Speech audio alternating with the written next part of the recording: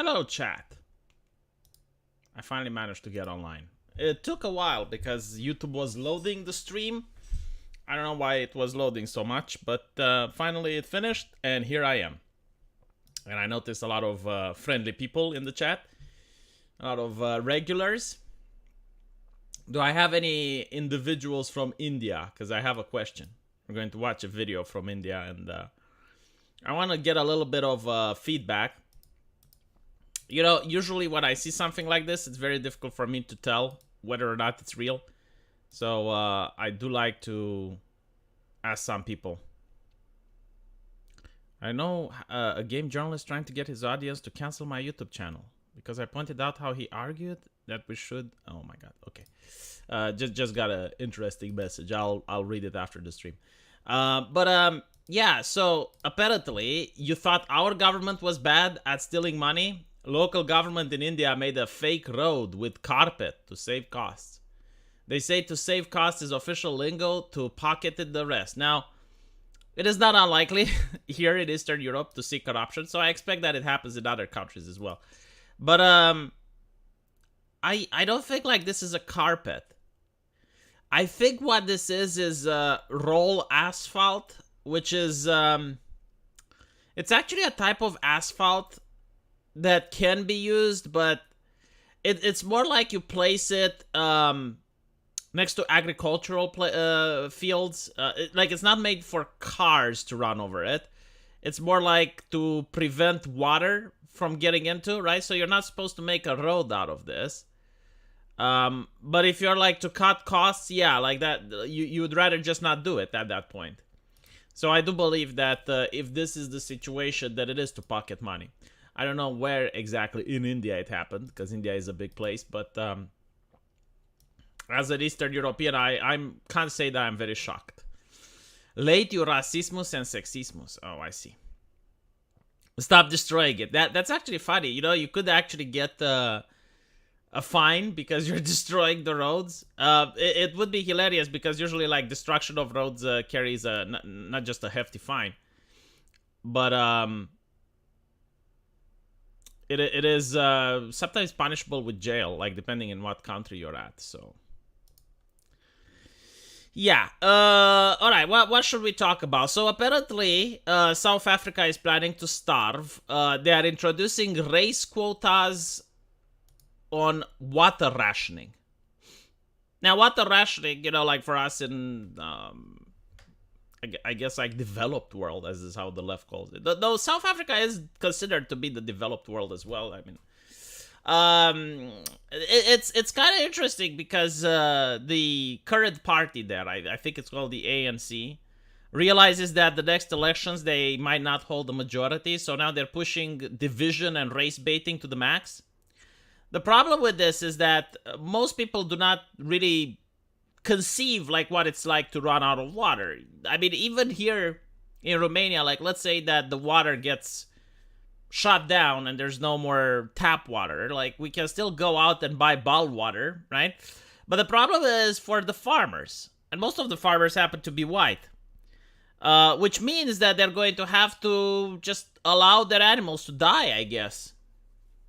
Crops are probably going to still be watered, because I assume like there's a different thing for that, but like the animals are going to have a problem. So they may end up creating a famine.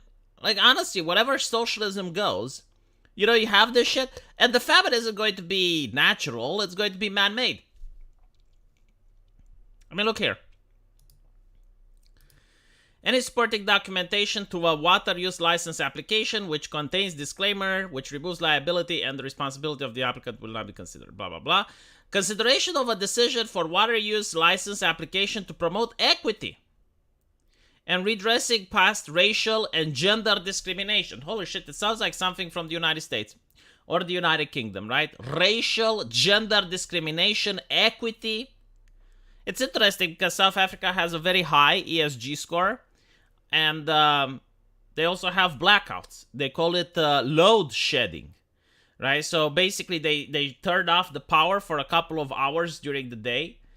And people have looked into it, and apparently it's not even that economically feasible, because what happens is when you do the load shedding, They have like a couple of hours per day where there is electricity, and everyone charges everything during that time. So everyone charges their phones, everyone charges their laptops, everyone charges everything that can be charged. You know, they have like batteries and stuff. So you're basically just still doing the same thing, but you're getting power outages and shit. But yeah, that's the progressive South African government doing a little bit of racial division, a little bit of discrimination. And what's interesting is like you would expect that the culture is different, but no, like I see white Africans on Twitter which are liberal, and they're encouraging this shit, right? Like so fucking bizarre, because you see that they're also like corporate type of people, you know, with the necktie and wearing the shirt. It's like you kind of get the hipsterish vibe from them, and they're supporting all of these bizarre, bewildering policies that if you try to even suggest them here in Eastern Europe, people would laugh you out of a room. But the section prescribes requirements and procedure for achieving equity and readdressing the past racial and gender imbalances. The responsible authority shall give preference to applications from black people, followed by women. All applications for consumptive water must be specifically the enterprise in respect to the application must allocate shares to black people in the proportion. Requirements for compliance to contribute to transformation for applicants. You know, I remember, right, like if they really dislike the farmers so much because of past racial grievances, injustices and shit, I do believe it was Australia, which at one point, it was like a couple of years ago, but it said, hey, you know, like the farmers from South Africa, like if you want, you can come here. It was like a conservative branch of the government, a minority, but still. And South Africa immediately were like, no, they're not discriminated, like they're fine. It's like, well, why do you want them then? You know, like, wouldn't that fix the past racial and injustices and grievances and shit if they left? No, but you want to keep them there for some goddamn reason so that you can have a scapegoat. Right? Like, when you have the bad policies, when you have, like, all these bizarre things that, you know, you're supporting equity, ESG, and you're supporting all of this shit, which is leading your country into economic ruin, you need a scapegoat, right? Like, you can't just, because if you don't have the scapegoat, then the politicians are to blame, and that would be horrible. Applications from mining and related industry regulated by means of PRDA state and state-owned entities, 100% black-owned, are exempted from comply with sub-regulation 4. The responsible authority may, subject to availability of resources, support black people with water use license application in line with Section 61. Compulsory licenses. The responsible authority shall issue a notice in the form of gazette requiring persons to apply for water use license. How is this equity shit literally not just racial discrimination? And not to mention, like, white people are a minority in South Africa, right? But it is what it is, you know. I mean, you can look at it and you can see the problems that are going to come down like 3 or 4 years from now after these policies. You can literally predict them a mile ahead. But whenever socialism goes, it's like it can't help itself. It literally cannot help itself. It creates famine. And a lot of people will say, well, yeah, but this is, like, this has to do with racism or whatever. No. Like, if you look at the Bolsheviks, or you look at any other socialist revolution, instead of white people, they would blame the bourgeoisie. And it's literally the same thing that they would do. It's like, oh, the bourgeoisie, they have all the farms. And, you know, we have the past injustices because they used to be part of the aristocracy. And we used to be the peasantry. And they used to bully us and blah, blah, blah. So like, the victimhood narrative was there, right? But, like, the moment that they started fucking with the bourgeoisie and they finished doing it, it's like, okay, now let's go after the petite bourgeoisie. Oh, there's more bourgeoisie. There's petite. And they would fuck with the farmers that were the petite bourgeoisie. The kulaks. Oh my god, the kulaks, they're horrible. And then they would create famines. Like, literally every single fucking time. They cannot help themselves. It's in their nature. It's in their blood. You know, like, you look at history and you go by the worst famines, okay? And there's, like, several types of famines. Like, the first one comes from imperialism. And the thing with imperialism is that everyone can agree that it's a bad thing and we shouldn't do it anymore. But yeah, it kind of makes fucking sense, you know? Like, an empire comes, it takes away, it takes over your province, starts draining you of resources, right? Because they're taking the food there and they're shipping it to their home. And yeah, okay, like that will create famine. Perfect. But like we don't do that anymore. Like everyone has agreed that that type of governor system should be not something that exists. Okay. So that's the first thing that creates famine. It's empires. But we don't have them. The second thing that creates famines is war. Alright, so like in World War II, in World War I, Britain got blockaded. You know, like they had I think it was like the Germans that they tried to blockade the British Isles, and right, like that created famine and stuff. All right, you know, so like war is bad. I mean, everyone knows. And then you have socialism. And socialism is like one of the worst. It's like almost as bad as the empires for some fucking reason. But unlike the empires, socialists do it to their own people. Like, it makes no fucking sense. Like, imagine, like, you're leading the socialist revolution. You're going on the streets, you're protesting, you're doing everything in order to bring upon the socialist government in your country so you can fucking starve. You know, like, some sense of self-preservation so it would be required. But no, like, just... I do not understand. It is what it is. Seize the means of production, take away rights from everyone. It's kind of like, you know, if I seize the means of production at Blizzard, because I'm like, okay, Blizzard makes bad games, let's seize their means of production. I don't know anything to do with their means of production, okay? Like, even if I manage to seize them, I get their computers, I get their, you know, their IPs, and I manage to get, like, everything that they have, all their programs, everything. I still don't know how to make games, okay? Just because, oh, well, you have the means of production. Oh, congratulations. Now what? Whatever. It seems like everything is beta tested in South Africa. They had a business point system 20 years ago based on black empowerment. I don't know about that. I do know that their country is going like worse and worse. And they have like pretty much the same ideology that we have in the West. They have like all the identity politics. They have all the bullshit with the ESG. Like they have everything that we have. And apparently it's not a warning sign for people in the West. Like, we just want more of it. I don't understand, you know, like, if you're the chief of BlackRock or some other organization that's pushing for these ESG, like, if you look at what's happening in Africa, can you fucking sleep at night? Like, can you not sleep at night? Because I would be, you know, like, a little bit empathetic. I would be like, oh, shit, you know? Like, at least it's like, if you genuinely believe, like, you're saving the planet or something, and you're looking at it, like, wouldn't you be like, man, am I really the good guy? I mean, look how much suffering I'm creating.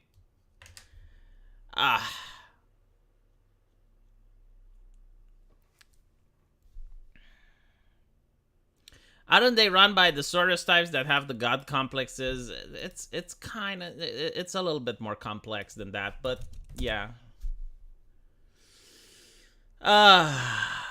What can you do? It's surprising that the people bite the race baiting so easily, you know? Like, all you have to do is to tell them to fuck off. Like, no. So anyway, this happened. Apparently someone drew, let me see, can I show this? Yeah, it's fine. Really loved this moment in the movie and wanted to draw a cartoon of Ariel in this image. Can you guess what this person did wrong? Can you ascertain what has upset the people on Twitter? Girl, why? I respect both Ariel cartoons, but I really wanted to see Ariel from my childhood in this moment, so I decided to draw this. But that moment belonged to the current Ariel. Artists also draw Holly Bailey Ariel to the moments of the original cartoon. I don't think there is hard division. People are just overly sensitive this day. Your drawing is beautiful. Nah, I think they just don't like black people. Please go outside. The only way this would be racist is if the artist gave Ariel the current movie hair but kept her white. Okay, so what I'm trying to see is that when Ariel was made black, immediately people were like, oh, why are you crying? Oh, why are you complaining? Oh, why are you such a peace baby? Oh, you, like on Twitter, right? It's like, oh my god, like, oh, you're such a racist for complaining, huh? And the moment, like, an artist just decides to draw her differently. And as you can see, you know, like this artist is from Canada, I believe, because got a leaf. The drawing, let's be honest, you know, like the drawing is not that fucking good. To warrant 37.3 million views. 37.3 million fucking views over the fact that this person drew the original Ariel sitting on what should give her skin cancer, because like those Medusas, you know, they have poison. Ah, Dios mío, the abso-fucking-lut state of culture in the West. The abso-fucking-lut state, chat. Okay, yes, it has nice colors, but that's not what makes a good picture good. I mean, I wouldn't pay more than $50 for this picture. But still, you know, it's not like the picture isn't the reason that this got so many views. And this has happened, by the way, with cosplaying as well. Like, I have seen it. Like, once they diversify a character, you're not allowed to cosplay it as the previous character. So fucking bizarre. And you know, there's no journalists that are saying, oh my god, look at the racism coming from the left. Oh, look at the... No. I can path... You can fap to that? I don't know. I'm just like... not interested to be. I haven't watched it. I'm not going to watch it. It's like the fact that it's a live remake is what takes the fun out of it. Even if they would make like an actual live remake with the original thing, like not censor anything out of it, just keep it the way it was meant to be, I wouldn't care. I wouldn't watch it. I'm tired of live remakes. I never thought that it's a good idea to make an actual movie based on a cartoon. It's not a good idea to make it out of a cartoon. It's not a good idea to make it out of an anime. It's just not. Just stop it. Just stop. Especially like whenever you look at Ariel, you realize that there's like no fucking way it will look good. It's like people like you have swimming and shit. It doesn't translate well when you put human beings there. All live remakes are weirdly muted and darkly lit. Aladdin wasn't really that darkly lit. Mulan wasn't that dark. No, I don't think it's a good point. But like Ariel was definitely darkly lit. Darkly lit is to hide the fact that the special effects are fucking awful. Okay, like if they want to hide atrocious special effects, then they go with the darkly lit. But yes, like currently I do skip all the Disney things. Matt Walsh stated it very nicely. He basically said that if you go to a Burger King, no matter where, you're going to find, like he doesn't have to go to Burger King to know that the food is shit. Because you're going to get like some soggy fries, a soggy bun. The meat doesn't taste that well, and the person that you go talk to take your order probably gets your order wrong anyway. But you don't really have the time to argue with him, so you're going to take the poor order. You're going to put up with it, right? Because that's Burger King. And that's what Disney has become. It has become the fast food of entertainment. Like, you just get bad stuff. Like, you know you're going to get there to get your fast food. You know, that doesn't mean that Burger King isn't profitable, but it means that it's not a 3-star Michelin restaurant like Disney used to be. And what's interesting is that if you go to a Burger King, right, they have the formula, which is basically like telling you how to make the burger. But if you put like a chef in the restaurant, he will not be able to make something else. Because you only have stuff to make the formula. You don't really have something to make the dish. And that's pretty much what Disney is. Like, they just know how to make the formula. It's like they take a cartoon that's already made, and they try to make a movie out of it while making it for a modern audience, which means that it's not going to be a timeless classic. And it's very sad when you think about it that way, but it's so fucking true, isn't it? Hello, Tomcat. At this point, Disney movies are even worse. Not even hungry people can enjoy it. You know, like, maybe if I've never seen the original, like some of them were actually okay. Aladdin was okay. But I guess, like, Aladdin was okay because they didn't try to force diversity in it. I mean, they diversified the genie. But like when it's from a foreign culture, at least they try to be respectful to the original thing. Like with Mulan. With Mulan, they didn't try to cast any white people there. They didn't try to cast any black people there. It was like, okay, well, it's Mulan, so we gotta be very careful with the ethnicity, and it was the same for Aladdin. Except with Mulan, they were like, oh, well, let's make Mulan the Mary Sue, and let's add some wizard chick. And because of that, it didn't sell well in China either, because the Chinese found it disrespectful. But yeah, I mean, there was nothing wrong with the original Mulan. There was, like, literally nothing fucking wrong. They should have stuck to the original, but no. Now Mulan had to beat up, like, 4 people, twice her size, do all the spinny shit, which begs the question, like, why didn't the Emperor just send the women to battle and allow the men to stay at home? Like, let the men just flee China. Like, they could have fled. And have the women just defend everything. American Outlier. V, I'm convinced we'll live in the Twilight Zone. I can hear my family members ringing in my ear if they saw this, because they would say that it's Ariel time to shine. Glad to know the Chinese can say what they think. I mean, I don't even know what to say, honestly. Like, Walt Disney is a $1 trillion multinational corporation ran by white people. Alright? Like, if your family members are so easily pleased by just doing a palette color swap and being provided with the exact same fucking entertainment that existed when I was a kid and nothing new, I think your family members should just demand better. I think they deserve better. They should literally say, it's like, what? Why can't you just make Princess and the Frog? Like, that's a very wholesome thing. I wonder if they're going to fuck Princess and the Frog. Okay, like, Princess and the Frog, what is it about?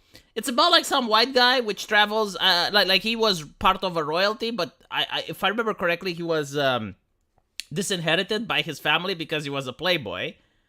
And he gets turned into a frog. And then the princess, which was like a handmaiden or something at the time, right? She was like a servant, kisses the frog, and she turns into a frog as well. Now, her story was actually very interesting because her father was a very hard-working man, which pretty much worked himself to death, but did everything possible in order to provide for her and her family. And she has a lot of respect for her father. And the moral of the story is that, yeah, you should be hardworking and you should be a family person, but you should also, like, take a little break in order to enjoy life around you. It's a very wholesome thing, right? I just think Disney will fuck it up. There is no fucking way that they're going to maintain the wholesomeness of Princess and the Frog. Man of Culture.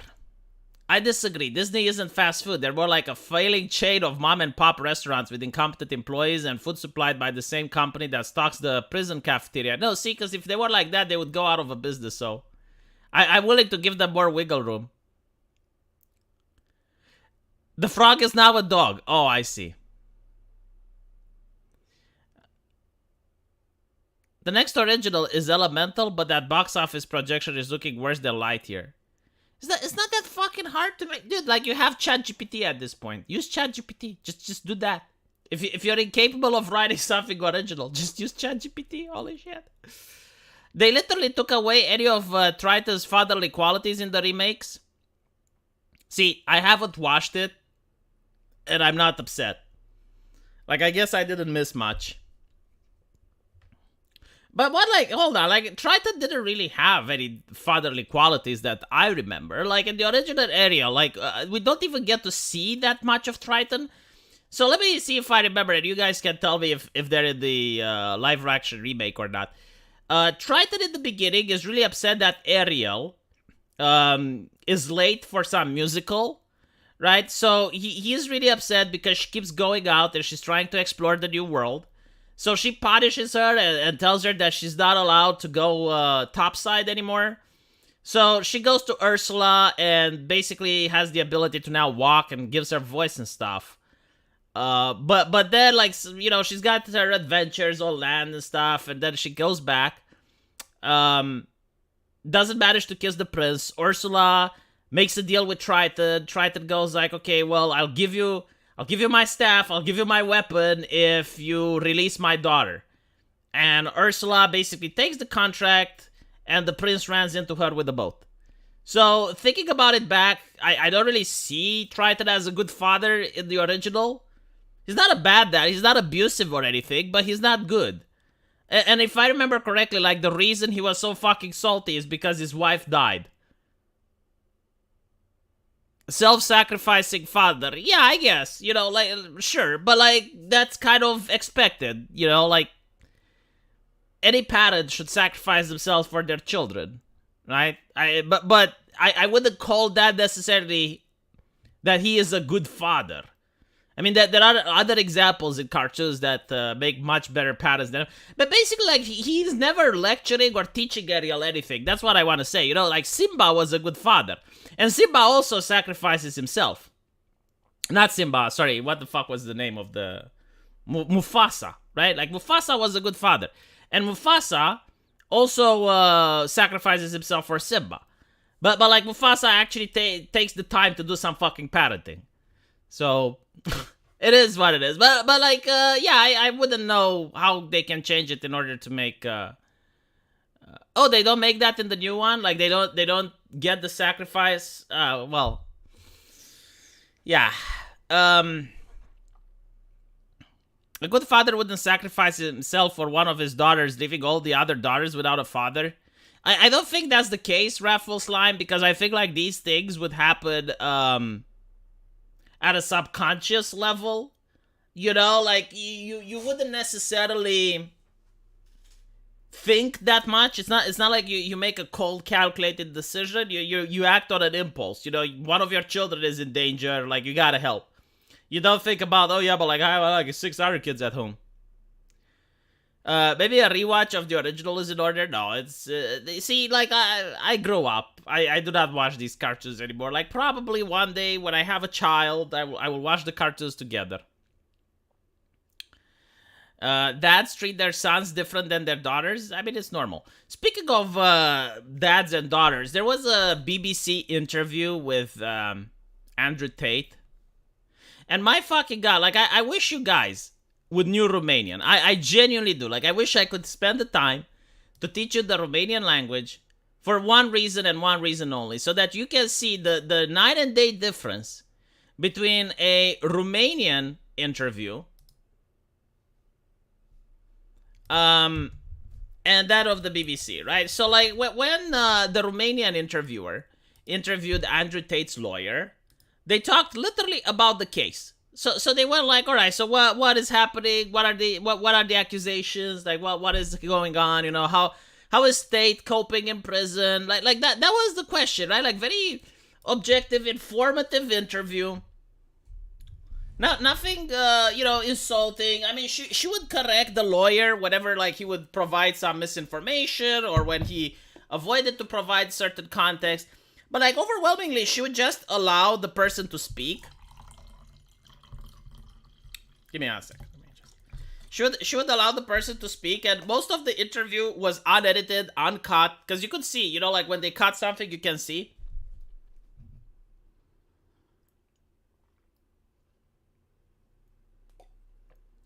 So that was, like, the Romanian one. The BBC one happened, I believe, 2 days ago. The original video had around 40 minutes. And the one that the BBC showed was about 15. So they cut most of it. And the whole interview was the interviewer talking over Tate, accusing him of misogyny, acting like she's the inquisitor, like she's better than him. And I'm thinking, like, okay, do you not trust that your audience can make these decisions by themselves? But not only that, like, they cut out the fact when Tate said that he does charity for children in some Muslim nations. Like, they cut that out. I mean, you can't have a complex figure. They edited out a lot of things, but the interesting part is that they actually managed to make Andrew Tate look good. They were saying, you have so many women making accusations against you. And he's like, well, how many? And she's like, well, one is enough. And he's like, okay, so I have like 1,000 women that are giving me praise and they're happy. But like, none of that matters if one comes out. And she immediately like changes the subject, and I'm thinking like, what the fuck is this interviewer doing? And one of the most bizarre accusations, like this just left me jaw dropped. It's like, what the fuck? So basically she's saying this woman claims that her boyfriend or her fiance watched your show and he changed after seeing you. Like what fucking accusation is that? Right, like okay, so if I were to say my wife watched the BBC and then she changed, and like, is it illegal? Is it a problem? Did she commit a murder? No? Okay, well then what the fuck? Like what type of accusation is this? No, it wasn't even like so what you're saying level. It was just like one of the worst interviews that I have ever seen. Like the interviewer looked incredibly unprofessional, rude, unprepared, just like random personal attacks, which Andrew Tate deflected almost all of them because they were just so fucking bizarre, like bizarre accusations that like do not have any place. Because they weren't illegal. Like he wasn't accusing him of doing illegal stuff. It's like, okay, well, this woman had her fiance watch your stuff and he changed. And I'm like, okay, well, and like what do you want Tate to do? It's like there was like another one. Hold on, because like this was just one of them. But there were like 3 or 4 times when I just like watched jaw drop. But my favorite one is when Andrew Tate said, "Oh, so you believe in gender roles or some shit like that?" And Andrew is like, "Yeah, like believe it or not, I haven't changed at all. The world changed, and they changed because the media changed. But most of the world hasn't gone with the media. So if I if I say that a man needs to protect a woman, that may be controversial for the BBC." But for the rest of the world, that's not controversial at all. And then he goes on and says, like, if someone was to break into the house, I would get all the men in order to go and confront the danger, and I would say that all the women should stay back while we do that. And, like, do people really disagree with that? Like, that's what he asked. And I do not think that they do. And I'm like, shit. Like, BBC, what are you doing? He was basically saying that none of the things that I'm saying would be controversial 10 years ago. And yeah, like, the idea of gender roles is not controversial even now. The only place where it's controversial is on social media and on the mainstream media. But even, like, the most progressive, left-leaning women, they still like gender roles. Like, if someone breaks into the house, I don't think they want to feel empowered and go down there and face the danger while the man calls 911, I mean, look in Ukraine. Like, Ukraine is the best example, right? Like women are allowed to leave the country, men have to stay and fight. Why isn't it the other way around? Why is it that men are allowed to flee the country and women should stay and fight? I mean, it is what it is, but still, it's just like so fucking bewildering that they thought that is a win. And then they allowed him to, like, another thing that they said, which was very bizarre, is like, so you believe that the woman's genital belong to the husband. And, it sounds bad on the surface, but when Andrew explained it, it made the BBC look bad. It's like, okay, so you're looking at a podcast that was for 4 hours and a half, and there was a lot of back and forth and a lot of banter, and at one point the woman that I was talking with said that her husband's car belongs to her. And I jokingly and satirically said, okay, so like your genital then must belong to your husband, right? And she laughed, right? So like she laughed in the actual thing, right? Like he makes the joke, because they were joking, they were bantering, right? Like they weren't serious. That was the atmosphere of the thing. She makes a joke, he laughs. He makes a joke, she laughs. And that's what the BBC goes. It's like, see? And this is like the tactic of the British media, is the soundbite, is the sound clip. This is why, like, the people do not like when the reporters do this, because by now they're aware of the tactic. It's like you only need, like, 1 or 2 seconds of sound clips in order to try to destroy someone. They tried to do it with Tucker Carlson. They tried to do it with Steven Crowder. And the thing is, like, I do believe that Andrew Tate is a douchebag. Like, I'm sorry if there's any fans here of him or they like him or not. Okay, I do believe that he should face court, and if he's innocent, he's going to be released. If he's guilty, sorry, if they find him guilty, he should go to jail. If they can't find him guilty, then he should be released. But he's a douchebag. I'm sorry, like, he's not a person to be emulated, or maybe you can emulate certain aspects of him, like the fact that he believes in physical fitness and he believes in certain other things. But my point is, they made the douchebag look reasonable compared to the BBC lady. Yeah, again, like, I don't know if he's unfairly persecuted. I will reserve that judgment till after the trial. To be honest, I mean, he is the one that came to Romania, okay? And he's the one that said that Romania is a corrupt country and you can do everything you want here. And there are some chat logs and some leaked things that don't look very good. So I will reserve my judgment till after the trial, because the thing is going to go to court. If they do not charge him, they will have to pay him damages. And if they do not charge him, then I will apologize. I'll be like, okay, well, fair enough. But it is what it is, Let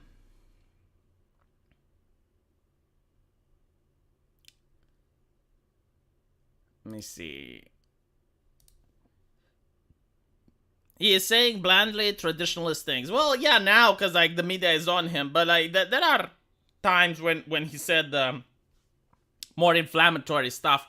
But then again, like, anyone says inflammatory stuff on the internet. Like, if you take the average person and you actually look through their social media and you search their social media, you're going to find a lot of inflammatory stuff. You can't be free in Romania? What do you mean? Of course you can be free in Romania, but, like, if you go to another country and your idea is like, well, like, this country is corrupt so I can do whatever, then don't be Pikachu face. But not only that, like, if I were to go to Japan, like, Japan is renowned for treating foreigners very poorly in their justice system, right? So, like, if you're a foreigner in Japan, it's even worse than in Romania. Like, you're complaining about, oh, he was arrested without being charged. In Japan, you can be arrested without being charged for over a year. You may not even see a lawyer for a couple of months after you're being arrested. And the thing in Japan is, like, if you're involved in a bar fight, let's say, right, and you don't even participate, but you're just, like, remotely involved, they are going to have a police officer come up. They're not going to talk to you because you don't speak Japanese. They're going to talk to the other people, which are going to give their version of the story. And Japan has, like, a 90% conviction rate once you go to prison. And once in prison, they will do their goddamn best in order to convince you to confess. Because if you confess, it's implied that they may let you go, or it's a lot easier for them to just give you, like, a quick punishment, and then you're off, but you lose your visa, you lose your ability to stay there. At worst, you can go to prison for a couple of years, and that's horrible. Like, going to any prison where you don't speak the local language, you're kind of fucked. But my point is, okay, like, I know these things, right? So if I go to Japan, I automatically, like, choose that type of legislation to be applied to me. Like, I make the conscientious choice because Japan's border doesn't sneak up on me. It's the same thing like if I were to go to Saudi Arabia, right? I go to Saudi Arabia, I don't fucking drink. Because it's in their legislation, do not drink alcohol. So I don't understand, like, all this criticism to Romanian justice. Like, I would understand if it happened to a Romanian, but when you choose to come to the country, don't bitch about the legal system. Like, you chose this country, you chose this legal system. Shut the fuck up. Jesus.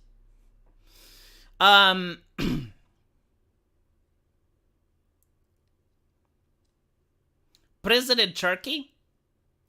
I think, like, there's far more worse prisons than Turkey. But yeah, like, Turkey is not renowned for having, like, a really nice prison system. Honestly, like, the United States, with all the criticisms and with all the bad things that are being said, the United States prison system is really not that bad compared to some of other places in the world. It's not the best either, alright? Like, there are softer prisons than the US. But compared to other things, Jesus fucking Christ.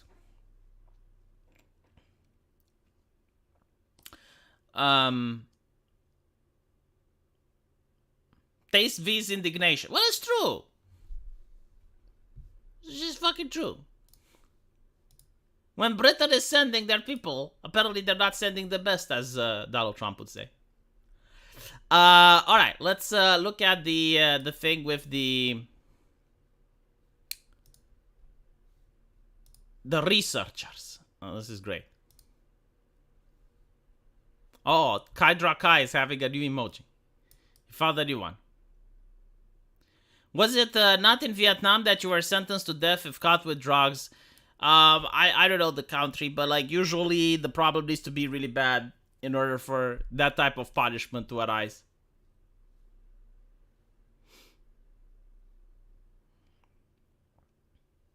Don't fuck around in other countries is a good rule in general. Yeah, I do agree. I mean, look. Even if people are saying that he didn't do anything, right? Like, he didn't do nothing. Why the fuck would you give a strawberry to the daughter of a politician? A lot of people say, well, yeah, but like she was over the age, so it's legally fine. Legally, yes. But you go into a country that you yourself claim is corrupt, and you give a strawberry on Instagram to the daughter of a politician, which is 16.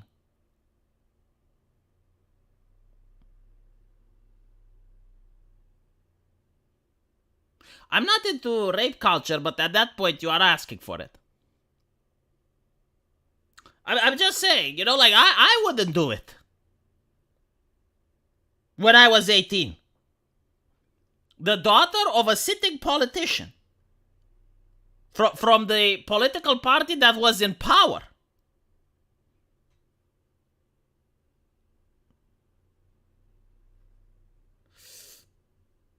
It's like going to the daughter of Don Corleone. Naruhodo?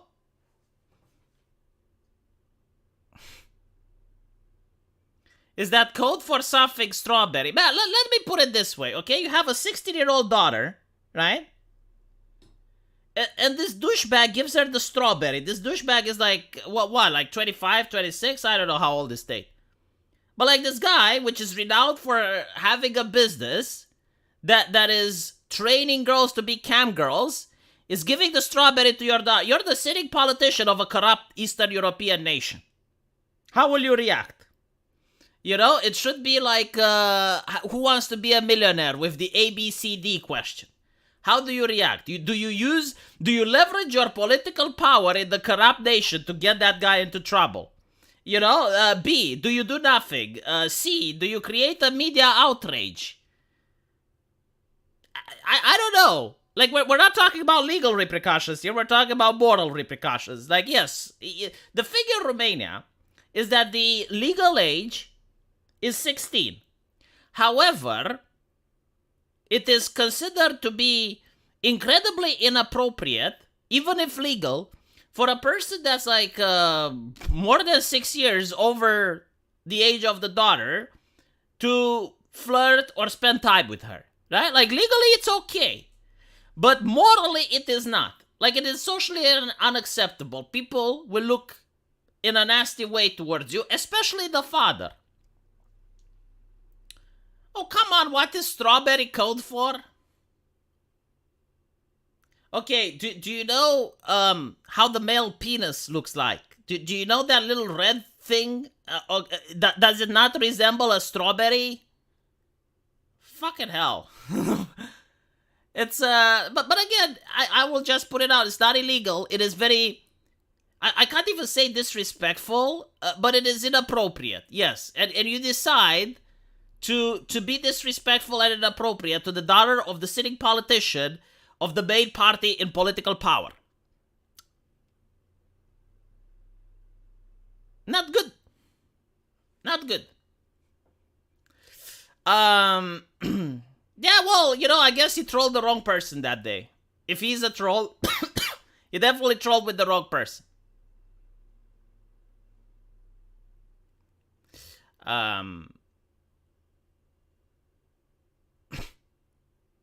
Just the tip, yes. I thought that the eggplant was the Wang. Dude, you okay, let me rephrase. You do not communicate, you do not engage, you do not post anything to the daughter of the sitting politician in the country where you went. You just know. All right, like imagine you go to Saudi Arabia and you pose the strawberry to the princess of the sheik. Like there are certain things that you do not do. Like that is called getting the Darwin Award. Fuck it, like do I even need to explain why it's a bad idea? I don't understand. I mean, you can do it if you want, but like personally, I would not. You know, it's like going to Japan and trying to woo the Yakuza's daughter. I'm pretty sure there are slice of life animes based on it, but like it's not like that in real life.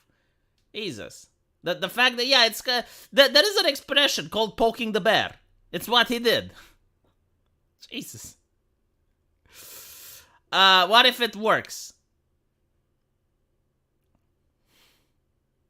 I wouldn't advise to try. Let me put it this way. Any fruit emoji will be taken in the worst possible way. Man, even saying hi, or hello, or you have a nice smile, anything will be taken in the worst possible way. You're a person, okay? Like, first of all, Romanians do not appreciate individuals that start cam girl companies. It's a business of ill repute. We're not as progressive as San Francisco here.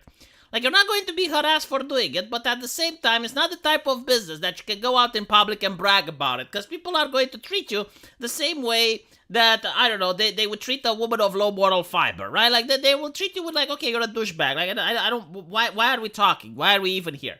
I don't want to be seen in your company. This is how people will act if you run that type of business here, okay? Now, when you're that person and you're flirting with the daughter of a sitting politician, you're asking for it. Seriously, it's just no. So, I don't know. It is what it is. Like, if you think it's a smart idea, I will strongly encourage you not to do it.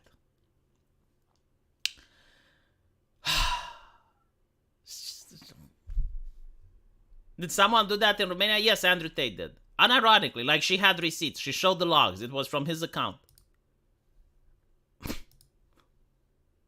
He slid into the DMs of the daughter of someone who can fuck you over in the worst possible way. Yes, Raffle Slime. That is the best explanation that I've heard all day. That is literally what he did. V finally admits Romania framed Andrew Tate. No, I will cast my judgment after I see the trial. However, you don't have to be framed. Like here's the thing. Most people commit certain crimes in their real life, whether you know it or not. Like, for example, if you ever pirated a movie, if you ever had like a Windows without a license or anything like that, that's a crime. Okay? Now, usually the police doesn't check. But like when you start pissing off the right people, they will start going and combing through your life and eventually they may find something. So technically that's not necessarily framing, but that is considered like, you know, you could have avoided it. Bot says in the best sense, when you well buy and pay for some, you got a some from a Anyway, Twitter was once a mainstay of academic research. Do we even have time for this? Let me check. We may not have time for this. I might actually do it a video on my main channel. We got a little... No, we don't have time for it. I'm sorry. We got a little sidetracked with Andrew Tate. I just... You know, like, the thing that... people find this bizarre. It's like, okay, you go...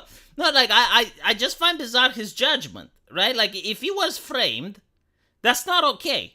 I just want to make that point clear. However, I'm trying to understand the judgment of a person that goes into a nation saying that he knows it's corrupt, right? So it's like me going to Mexico and saying Mexico is corrupt, and then I start fucking with the daughter of some cartel boss, right? Like you would start to wonder, V, do you have any common sense?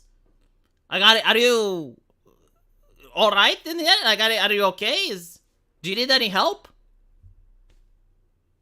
You know, like, it's kind of like me going to Saudi Arabia and then going with the sheik's daughter and drinking wine with her. And people would be like, oh my god, well, Saudi Arabia is such a horrible place. Like, what's wrong if you drink wine with a mature woman? And I would be like, yeah, you know, you're kind of right, but why would you do that? Is there a non-corrupt nation? Well, there's like different levels of corruption. I mean, for example, in Mexico, from what I understand, like they caught the cartel's boss's son, and then they had to let him go. Like that is a level of corruption that I don't understand. That I'm Eastern European, so I can definitely say that yes, there are certain places in the world that you can say are more corrupt than others. But normally speaking, almost every single organization that's run by human beings is prone to corruption. And the larger the organization, most likely the more corrupt it is. Not corrupt enough to let his daughter get exploited? Well, like, just because you're corrupt doesn't necessarily mean you're not a family man. Like, most of the corrupt politicians really care about their children. It's not one negates the other type of scenario. Libyan, you are breaking my brain with this very boring topic. What are you talking about? It's a very interesting topic. If I make a video about this, I get thousands of views. If I make a video about AI, which I think is a more interesting topic, gets almost no views. So, it is what it is. I think they just hide it better in the West. Yeah, no, absolutely. Especially in Germany. Like the thing with corruption is like if you control the media, or the media is on your side, it's less likely to report it. And if they don't report it, people all of a sudden think it doesn't exist. But if the media is free and they report it all the time, then people think that the corruption is horrible. Pretty much like when Trump was president and they were like, oh my god, fascism, oh, the economy, fascism this, fascism that. And people genuinely thought that America is on the verge of a dictatorship. And then COVID comes and it wasn't Trump in office. I guarantee to you, if Trump had like the same COVID restrictions, holy fucking shit. Andrew Tate basically wore the skirt and did his makeup and took a walk after midnight in the city part of town. The rest is basically Darwinism. That is a good analogy, I gotta say. Man of culture. That is a perfectly good analogy. And people can go, like, because this is the thing with the victim blaming. Like, people can go, it's like, well, yeah, like, the people that attacked him are to be blamed. But at the same time, they can also go, it's like, what the fuck were you doing, though? Here's an interesting thing about victim blaming. Like, here in Romania, we have the question, like, what were you thinking? So, for example, my dad once left his computer, which at the time was very valuable, because computers weren't that common. We're talking about the time with 486 processors and shit. So he left the computer in the car, and then someone broke in the car and stole the computer. The first thing that my mom said was, why didn't you cover it up with a blanket?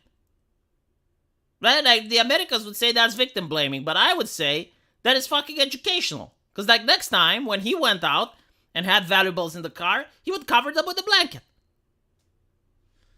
His response was that it was next to the police station. My response was that it's not like in the video games. The police station doesn't have like this aura of dread that stops criminals. The desk cop is very less likely to actually go out and stop a crime. He's a desk cop. He does other things, You gotta sleep? I will allow you in 7 minutes. Yeah, no, the thing with victim blaming is something that I don't understand. It's like, this whole ideology is just very bizarre to me. Like, here in Eastern Europe, we victim blame all the time for all the crimes, by the way. Like, for example, if your car gets stolen, you're like, well, why didn't you lock the door? Like, it's... V, read the message you got about that Yeeted YouTube channel? I will read it after the live stream. But I don't think it got edited. Apparently, like, a video game journalist is trying to get the channel shut down or something. I'll have to read it and I'll see.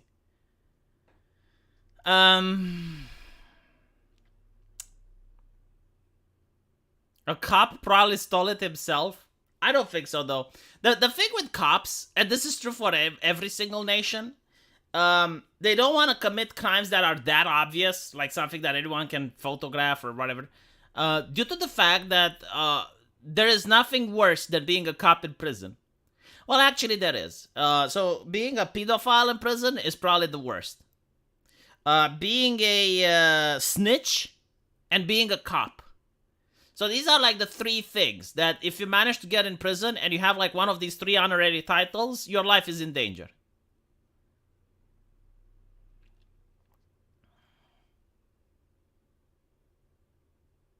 Not sure if it got deleted, but worse I saw of AI is that drone killed its controller pilot because it got in the way of its programming. Okay, so that is part of the fear-mongering thing that's going around. It's fake news, by the way. Okay, and I knew it's fake news because of the way the AI operates. Like, the AI is not like in Skynet. The AI can glitch, it can do bad things, but it's not going to do something like that. Like, it's very easy to program the AI. Like, for example, if you look at ChatGPT, it's got like some AI ethics built into it. Like, for example, it can't joke about, it can't praise Trump, and there's nothing you can do to make it praise Trump. Like, it's very easy to hard code into the AI exactly what it's supposed to do. So that story was fake. And you could know that it's fake as well because it was, the AI, apparently, so the idea was that it was a drone that was supposed to strike down SAM sites, but it was AI controlled, that it had like a person behind that would authorize whether or not it should fire, which made like the entire system redundant. Like, why would you have something that's AI built and make decisions if you also have a human operator behind? It's just... But anyway, right, so apparently the drone realized that whenever it wanted to complete its mission, the man, like the guy, would sometimes not allow it to do it, and the AI decided that in order to complete the mission, it had to terminate the man that said whether or not it can fire. So like, when that wasn't done, and that couldn't be done, it shot the tower that was emitting the radio signal. And I think like, okay, well, if it shot the tower that was emitting the radio signal, then how the fuck was the drone still flying? Because, like, it needs an online connection, and that tower was probably what was giving it the Wi-Fi. It's... like, none of the story made sense, basically.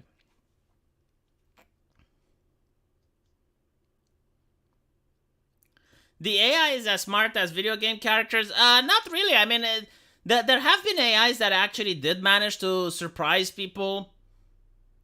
Like, there was this AI connected to the internet, and its task was to bypass a CAPTCHA code. So it actually contacted the guy and asked it to introduce the CAPTCHA code. And the guy went like, okay, but why don't you introduce it yourself? It didn't know it's an AI. And the AI said, well, I can't because I'm blind. And I can't see the CAPTCHA properly.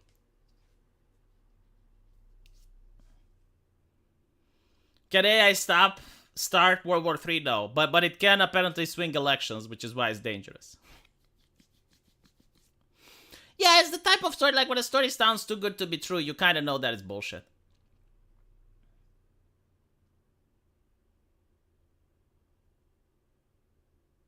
AI is a marketing term, please don't use it. No, I will use it.